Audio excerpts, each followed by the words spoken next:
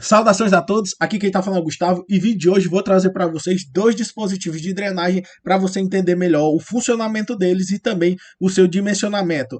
Nesse vídeo a gente está fazendo uma apresentação referente à cadeira de pavimentação e drenagem ministrado pela professora Juscelino no Instituto Federal do Ceará, campus Fortaleza. Chegando agora no nosso primeiro dispositivo de drenagem, vamos explicar para vocês como funciona os drenos em espinha de peixe.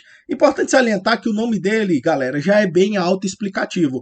O dreno em espinha de peixe, ele funciona parecido com espinha de peixe, onde a gente tem um eixo oblíquo que vai descarregar no eixo longitudinal para a gente poder ter a passagem da água, tá ok? Importante salientar que a gente está falando de um dreno profundo, porém que não apresenta profundidades tão elevadas. Ele trabalha aproximadamente 1,5 m abaixo do solo, podendo até ser menos que isso, sem nenhum problema. Ele é bastante interessante quando a gente tem precipitações muito elevadas e também quando a gente tem um nível de lençol freático muito alto, porque ele consegue dar uma vazão muito boa. Para fazer o dimensionamento dele, se a gente estiver trabalhando com drenos cegos, ou seja, sem a tubulação, lembrando que ele também pode receber a tubulação se porventura for necessário, obviamente ele vai conseguir dar uma vazão maior, a gente utiliza simplesmente a fórmula de Darcy, onde a gente vai ter que ter o coeficiente de permeabilidade, a área de seção normal em relação ao fluxo e o gradiente hidráulico. Importante salientar que geralmente a inclinação que a gente trabalha é de aproximadamente 1% quando a gente fala do dreno em espinha de peixe. Alguns podem utilizar um pouco menos ou aproximadamente 0,8, mas não é tão recomendado porque não vai dar a vazão necessária de saída de água. Tá? E antes de fazer uma questão do dimensionamento dos drenos em espinha de peixe, eu vou mostrar para vocês uma matéria do GE, onde eu vou explicar por cima como funciona basicamente o dreno em espinha de peixe na prática no estádio do São Paulo Morumbi.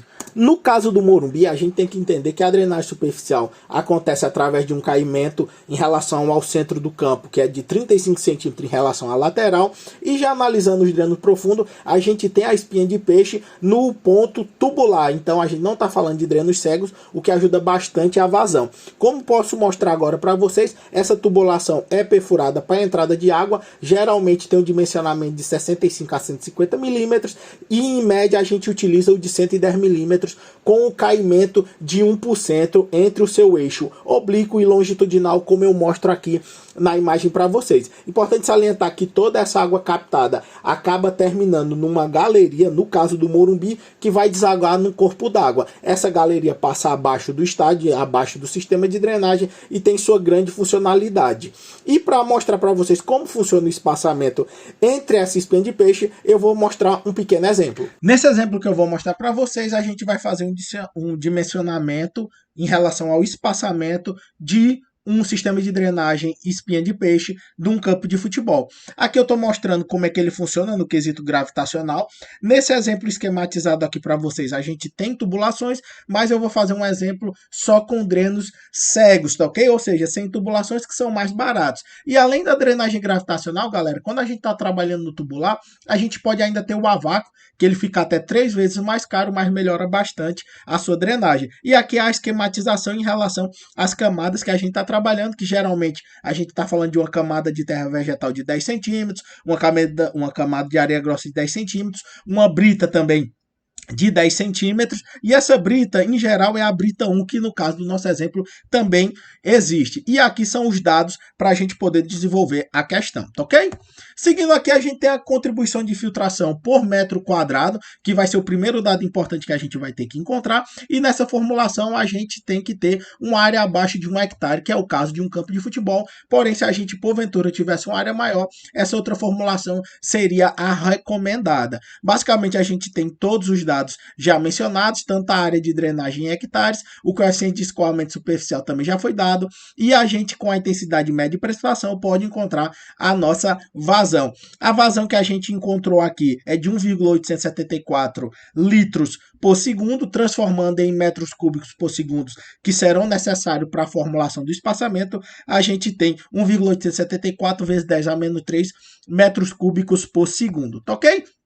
Chegando agora na parte do espaçamento, a gente tem a formulação onde duas vezes a altura do lençol freático acima da linha dos drenos, vezes a condutividade hidráulica do solo, vezes a contribuição de filtração por metro quadrado, e com isso a gente descobre o espaçamento.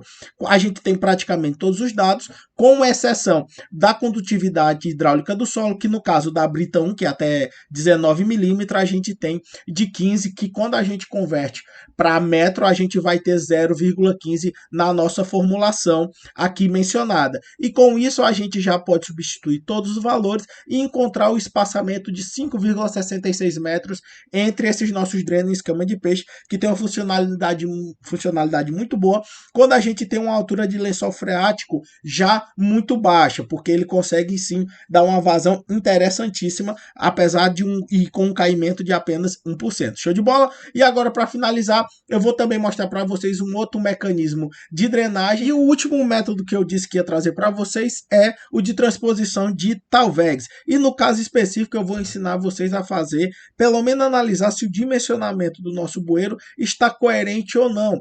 É importante salientar que os bueiros de transposição de Talvegs são um outro esquema de dispositivo de drenagem, ao contrário da espinha de peixe, que é um profundo, essa é uma de transposição. E a gente está mostrando aqui nesse slide alguns outros tipos de exemplos de transposição de Talveg, que são os pontilhões, as pontes e inclusive os próprios bueiros. A gente tem uma diferenciação entre cada um deles, não em funcionalidade, mas sim em quantidade de vazão que cada um aguenta, mas a funcionalidade deles são equivalentes. Importante salientar que quando a gente dimensionar um bueiro, a gente tem que respeitar todos os dados que a gente tem em mão, tanto de estudo de solo, do mesmo jeito que a gente fez em relação à drenagem espinha de peixe. E a gente nunca pode ter uma vazão que não é aceitável.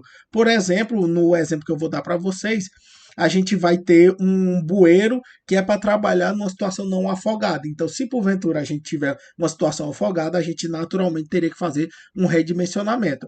E nessa imagem aqui eu estou mostrando como é que é a construção de um bueiro celular de concreto. Porém, para a gente entrar logo na nossa questão, eu peguei aqui um exemplo onde a gente tem um bueiro de Talveg, esquematizado também aqui de forma interativa para você enxergar melhor, e com alguns dados. A gente tem 2 metros de base, a gente vai ter uma altura também de 2 metros e 30 metros de comprimento, estilo retangular, e foi idealizado para não trabalhar afogado. Isso é muito importante. Então, é natural que a vazão hidrológica, que ele também mencionou aqui, que é de 15 metros cúbicos por segundo, seja inferior do que a vazão que o nosso dispositivo de drenagem aguenta fazer a retirada. E a lâmina de montante que ele está avisando que chega aqui no nosso bueiro é de 2 metros. Então, como é que a gente vai fazer esse cálculo?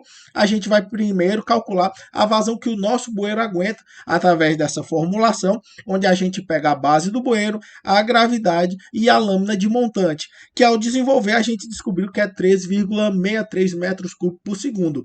Nesse caso, galera, a gente está falando de um bueiro que está trabalhando afogado, o que o nosso projeto afirma que não é o ideal. Então, como é que a gente pode modificar isso? A gente não pode modificar a vazão que chega no nosso bueiro, porque é a própria natureza e foi feito de estudos hidrológicos. Porém, a gente pode pensar em mudar o dimensionamento do nosso bueiro. Uma possível solução seria aumentar a base que já temos de 2 metros para 2,5 metros. Com isso, a gente teria uma vazão que o bueiro aguentaria de 17,04 metros cúbicos, o que deixaria o nosso bueiro, pelo menos nesse caso específico, pelo menos não trabalhando afogado, tá ok?